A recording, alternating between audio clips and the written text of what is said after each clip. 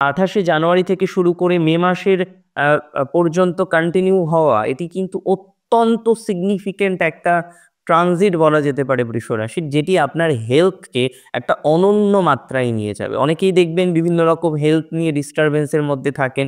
কারোর ক্ষেত্রে দেখা যাচ্ছে বারংবার একই প্রবলেম চলে আসছে। কোনো ক্ষেত্রে আমরা লক্ষ্য করতে পারছি হেলথের প্রবলেমের জন্য আপনার নানা রকমের মেন্টাল প্রেশার বারংবার তৈরি হচ্ছে।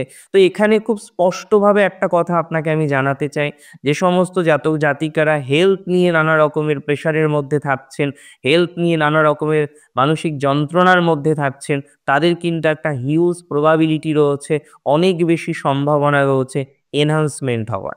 আজকে ঠিক যে পর্যায়ক্রমে আপনি রয়েছেন তার থেকে একটা বেটার পর্যায়ক্রম আপনার তৈরি হবে স্বাস্থ্য নিয়ে, এই সিওরিটিটা আমি আপনাকে দিচ্ছি। এবং যেটি 15ই জানুয়ারি থেকে 15ই ফেব্রুয়ারির মধ্যেই হবে।